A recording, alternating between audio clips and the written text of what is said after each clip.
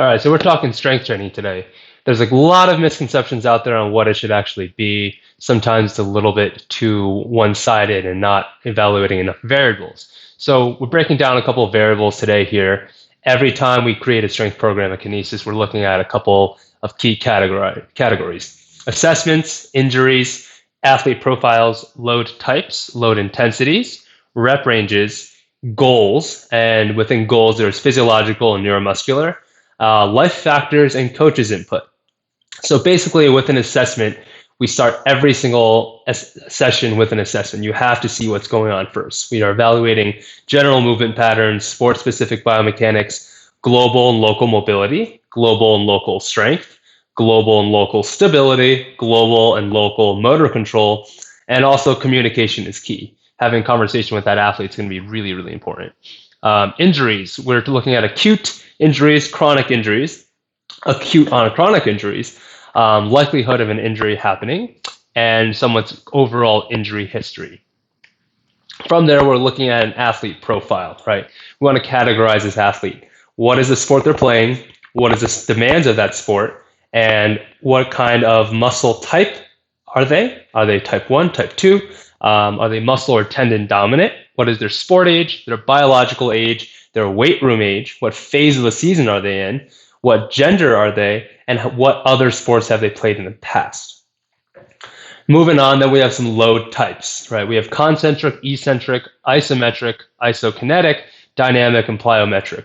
We're evaluating all of these and figuring out what load types we need to use and why we want to use them, right? And from there, we have some load intensities going from body weight intensity, motor development. So the load is less important here. You can have a little bit lower load if the goal is just to promote some motor learning. And then your 70% to 100% one rep max range. Then your rep ranges, we all know there's different goals for each. And that's where physiological and neuromuscular goals come into play, right? So we're looking at what is the goal of each exercise for the load type and the load intensity that we're planning to use and the rep range. Is our goal hypertrophy, power, max strength, strength endurance, tissue capacity, active or passive stiffness, right? These are all different factors that we need to be evaluating when we're creating a strength program. And then on the neuromuscular side, are we working on coordination? Are we working on rate of force development? Are we working on motor pattern development? Are we working on motor pattern mastery? And then are we working on motor pattern transference, right? Just because the muscles are strong doesn't mean they're firing well, right? That brain-body connection is really important. Coordination is the key to athletics in a nutshell. More coordinated you are, the better of an athlete you're going to become. And also we have the coach's input, right? The head coach or the sport coach is always going to have the big picture. Your job as a strength coach or a trainer who's designing a program has to be based on what the coach wants from you. And then you have life factors, right? Everyone's life is a little bit different. We have to evaluate work strain, emotional strain, nature of someone's work. Do they work on their feet? Are they moving objects all day? What is someone's sleep patterns? What's their caloric intake or their diet look like? And just what other life stressors are there? Again, communication here is key. And finally, based on all these things, we have to evaluate what our priorities of training are. Right? If we have an acute injury, that's going to trump everything else. A chronic injury is going to trump everything under acute injury, and so on and so forth.